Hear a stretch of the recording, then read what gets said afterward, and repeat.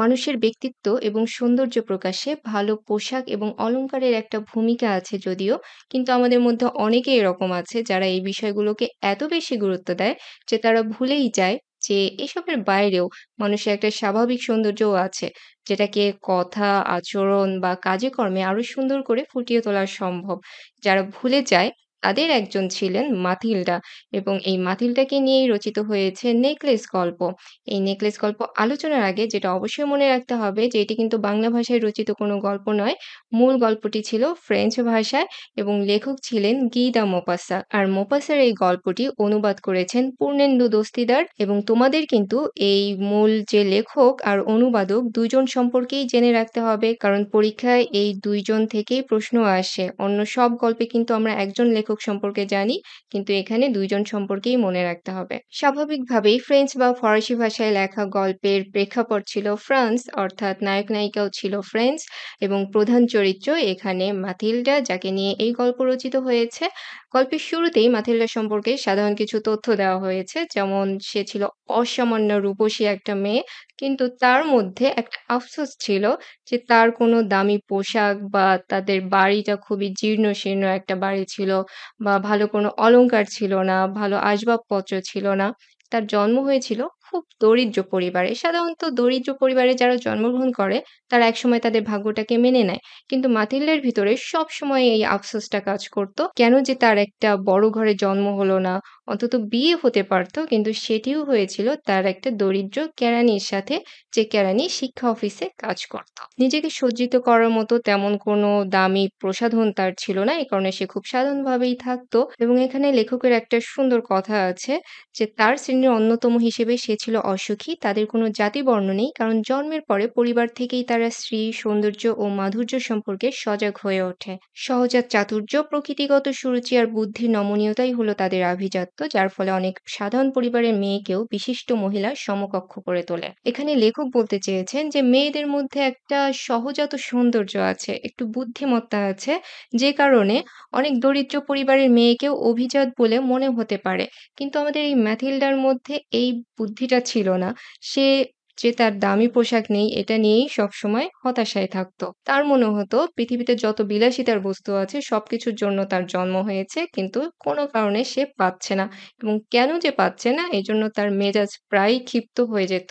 এবং সে যে ঘরে বাস করত, সেই ঘরটি যে তৈরি করেছে ব্রেটন নামে একজন খাটো লোক, তো তাকে দেখলেই তার মেজাজটা আরো খারাপ হয়ে যেত।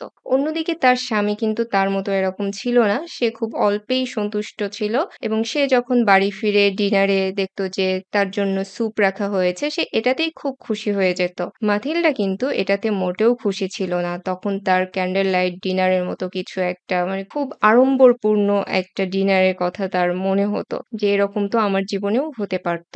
কনভেন্টে তার এক ক্লাসমেট বা বান্ধবী ছিল। কনভেন্ট মানে হচ্ছে খ্রিস্টান মিশনারিদের দ্বারা পরিচালিত স্কুল, বিশেষ করে মেয়েদের জন্য। নান বা সিস্টাররা সেখানে মেয়েদের দেখাশোনা করেন এবং শিক্ষা প্রদান করেন। তো এই কনভেন্টের বান্ধবীর সাথে সে কখনো দেখা করতে চাইতো না, কারণ এই বান্ধবী ছিল ধনী। আর তাকে দেখলে সে আরো বেশি হতাশ হয়ে যেত। তার কাছে মনে হতো যে তার ফ্রেন্ডেরই তো কত ভালো গহনা আছে, ভালো পোশাক আছে, কিন্তু তার কিছুই নেই। তো একদিন একটা ঘটনা ঘটে, তার স্বামী বেশ খুশি হয়ে বাড়িতে ফিরে ওইদিন। খুশির কারণটা হচ্ছে সে ম্যাথিল্ডাকে একটা খাম ধরিয়ে দেয় যে দেখো এখানে কি আছে। খামে যেটা ছিল যে শিক্ষামন্ত্রীর বাড়িতে একটা অনুষ্ঠান ছিল, এবং সেই অনুষ্ঠানে মসিয়ে এবং মাদাম লুইসেল, অর্থাৎ মিস্টার এবং মিসেস লুইসেল, অর্থাৎ মাথিল্ডা এবং মাথিল্ডার স্বামীকে আমন্ত্রণ জানানো হয়েছে। এ কারণেই লুইসেল এত খুশি, কারণ এই যে দাওয়াত কিন্তু সবাই পায়নি। সে যেহেতু সামান্য একজন কেরানি, তার এই দাওয়াতে যাওয়ার কথাই ছিল না, কিন্তু কোনোভাবে সে এই কার্ডটা ম্যানেজ করেছে, যে কারণে সে এতটা খুশি যে এত ভালো একটা অনুষ্ঠানে সে যেতে পারছে। তার চেয়েও বড় কথা, মাথিল্ডার তো সাধারণত কোথাও যাওয়া হয় না এত ভালো একটা অনুষ্ঠানে। তাদের জীবনে এরকম ঘটনা সাধারণত আসে না। এই কারণে সে আরো বেশি খুশি, এবং সে ভেবেছিল তার স্ত্রীও অনেক খুশি হবে। কিন্তু তার স্ত্রী খুশি তো হয়ই না, বরং তার মনে আরো বেশি দুঃখ জেগে ওঠে। একসময় তার চোখেও পানি চলে আসে। কেন সে এতটা কষ্ট পাচ্ছে? কারণ জানতে চাইলে সে বলে যে ওই অনুষ্ঠানে যাওয়ার মতো তো ভালো পোশাক তার নেই। সে গিয়ে দেখবে যে সবাই অনেক দামি দামি পোশাক পরেছে, কিন্তু তার তো এত দামি পোশাক নেই। এই কারণেই খুশি হওয়ার পরিবর্তে তার মনটা ভীষণ খারাপ হয়ে যায়। তো লুইসেল একটু বিব্রত হয় এবং কি করা যায়, কি করা যায় ভাবতে ম্যাথিল্ডাকে বলে, "ঠিক আছে, আমরা তোমার জন্য একটা ভালো পোশাক কিনবো এবং কত টাকা হলে একটা ভালো পোশাক কেনা যাবে সেটা তুমি আমাকে বলো।" মাথিল্ডা অনেক চিন্তা ভাবনা করে বলে 400 ফ্রাংকস। বেশি বলতে পারে না, কারণ বেশি বললে তো দেওয়া সম্ভব হবে না। তখন দেখা যাবে যে প্রস্তাবটাই ভেস্তে যাচ্ছে। তো লুইজেলের মতো সামান্য একজন কেরানির জন্য 400 ফ্রাংকস কিন্তু অনেক টাকা। তারপরও সে রাজি হয় যে 400 ফ্রাংকস সে জমিয়ে রেখেছিল একটা বন্দুক কেনার জন্য, যে বন্ধুদের সাথে শিকারে যাওয়ার জন্য তার বন্দুকটা কেনার খুব শখ হয়েছিল। তো ওই জমানো টাকা সে মাতিল্ডাকে দেয় এবং পোশাক কিনতে বলে। তো যাই হোক, ধীরে সেই অনুষ্ঠানের দিন এগিয়ে আসতে থাকে। কিন্তু ম্যাথিল্ডাকে যেরকম আগ্রহী হওয়ার কথা ভেবেছিল লুইসেল, সেরকম আগ্রহী সে হয় না। আবারও সে কারণ জানতে চায় এবং ম্যাথিল্ডা বলে যে পোশাক তো হলো, কিন্তু তার তো কোনো দামি গহনা নেই। যে গহনা না পরলে পোশাকটাকে একেবারেই মলিন লাগবে। তো লুইজেল তাকে বলে যে, "তুমি তো কিছু ফুল দিয়ে সাজতে পারো। সত্যিকারের ফুল দিয়ে সাজলে তোমাকে অনেক সুন্দর লাগবে। সে তো এমনিতেই সুন্দরী। তার জন্য তেমন কোনো অলংকার বা প্রসাধনের প্রয়োজন হবে না।" কিন্তু ম্যাথিল্ডা এতে মোটেও খুশি হয় না। সে বলে যে, "না, এরকম হবে না। আমার একটা ভালো গহনা লাগবে।" এখন ভালো গহনা কেনার টাকা তো আর লুইজেলের কাছে নেই। তো সে যেটা তাকে পরামর্শ দেয় অনেক ভেবেচিন্তে, যে তোমার যে একটা বান্ধবী আছে ফরেস্টিয়ার, তার কাছে গিয়ে তুমি একটা গহনা ধার নিতে পারো। যেহেতু তার অনেক অর্নামেন্টস আছে, কাজেই একটা কিছুদিনের জন্য তোমাকে ধার দিতে পারে। তো মাথিল্ডারও এই প্রস্তাব বেশ পছন্দ হয় এবং সে ফরেস্টিয়ারের কাছে যায় এবং তাকে অনুরোধ করে যে তাকে একটা গহনা ধার দেওয়ার জন্য। ফরেস্টিয়ারের অনেকগুলো গহনার মধ্যে একটা হীরার হার তার এত বেশি পছন্দ হয় যে সে এটা দেখে আবেগে কাঁপতে থাকে যে এই হারটা যদি সে পড়তে পারত। ফরেস্টিয়ার তাকে এই হারটাই ধার দেয় এবং সে যথারীতি এটা পরেই এবং তার সেই সুন্দর পোশাকটা পরে অনুষ্ঠানে অংশগ্রহণ করে। যেহেতু সে এমনিতেই অনেক সুন্দর ছিল, তার উপর তার পোশাক এবং অলংকার মিলিয়ে তাকে খুবই দারুণ লাগছিল দেখতে এবং সব পুরুষই তাকে লক্ষ্য করছিল এবং স্বয়ং শিক্ষামন্ত্রীও তার সাথে কথা বলতে আগ্রহ প্রকাশ করেন। ম্যাথিল্ডা তো ভীষণ খুশি। সে সারা জীবন এরকম একটা সময় চেয়েছে যেখানে সবাই তার প্রতি অনেক আগ্রহ প্রকাশ করবে, সবাই তাকেই সেরা বলে মনে করবে। অনুষ্ঠানের শেষ পর্যায়ে তারা বাড়ি ফেরার প্রস্তুতি নেয় এবং লুইজেল একটা গাড়ি ডেকে আনে, যে গাড়িতে করে তারা প্রায় ভোর ৪টার দিকে বাড়ি ফেরে। তো বাড়ি ফিরে মাথিল্ডা শেষবারের মতো আয়নার সামনে দাঁড়ায় যে এই সৌন্দর্যটা আরেকবার দেখবে। এই পোশাক, এই দামি গহনার যে একটা সম্মিলন ঘটেছে, এটা তো আর কখনো হয়তো নাও ঘটতে পারে। এবং শেষবারের মতো সে যখন আয়নার সামনে দাঁড়ায়, দাঁড়িয়েই আঁতকে ওঠে। কারণ তার গলায় ওই হারটা ছিল না, যেটা তারা বাড়ি ফেরার সময়ও দেখেছে গাড়িতে ওঠার আগে। তো যখন সে লুইসেলকে জানায়, দুজন মিলেই ভীষণ উদ্বিগ্ন হয়ে যায় যে কোথায় হারালো? তারা তো সবসময় দেখেছে এটা এবং দুজনের মনেই একটা কথা চলে আসে যে এটি হয়তো গাড়িতে পড়ে গেছে। কিন্তু দুর্ভাগ্যবশত ওই গাড়ির নম্বর তারা টুকে আনেনি কেউই। এখন তো পড়েছে বিপদে। তারা কি করতে পারে? তারা ভীষণ চিন্তিত হয়ে যায় এবং লুইসেল দ্রুত বাড়ি থেকে বের হয়ে যায়।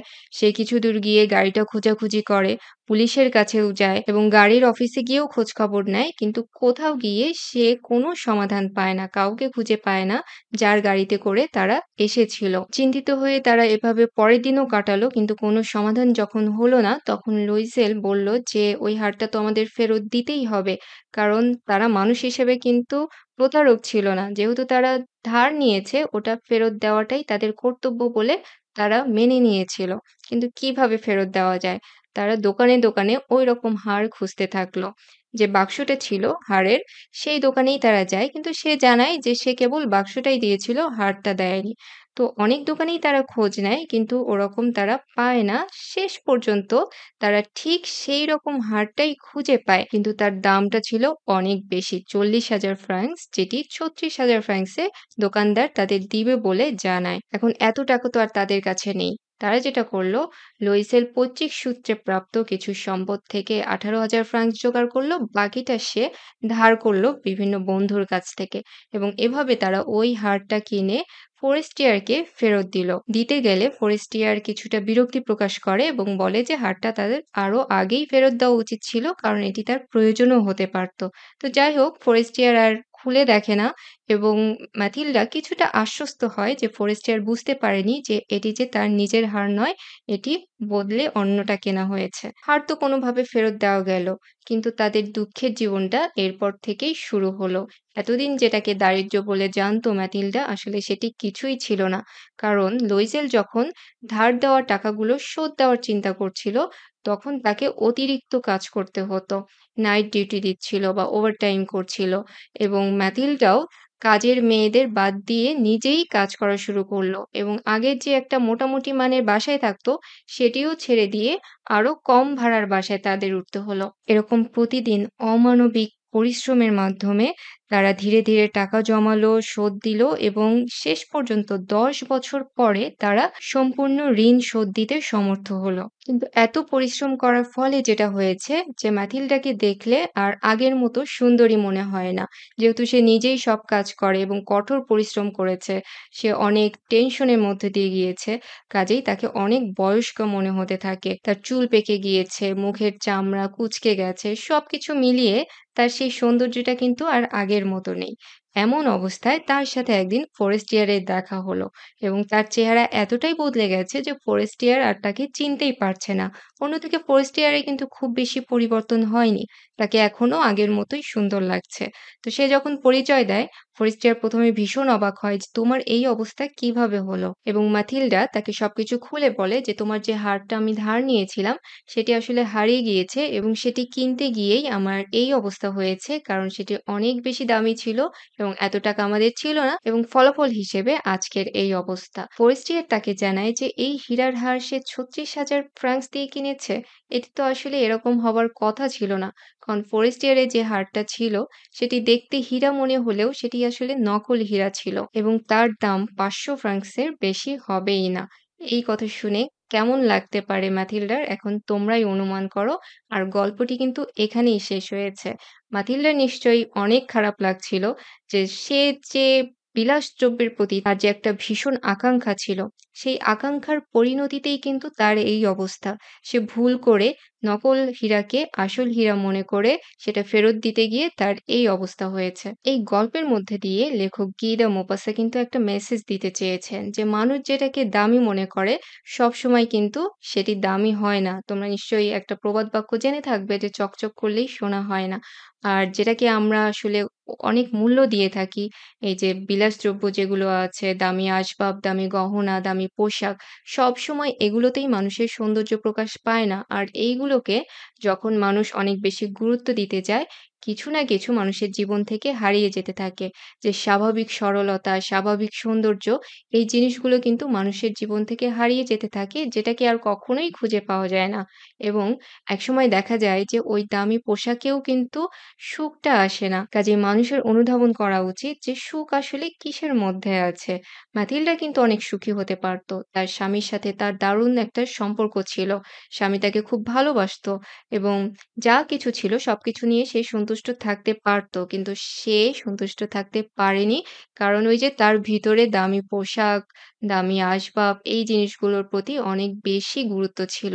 গিদা মোপাসা গল্পটা লিখেছিলেন ১৮৮৪ সালে, এত বছর আগে এবং সম্পূর্ণ ভিন্ন একটা অঞ্চলে। কিন্তু তারপরও এতদিন পরেও এবং আমাদের মতো দেশেও কিন্তু গল্পটি ভীষণ প্রাসঙ্গিক।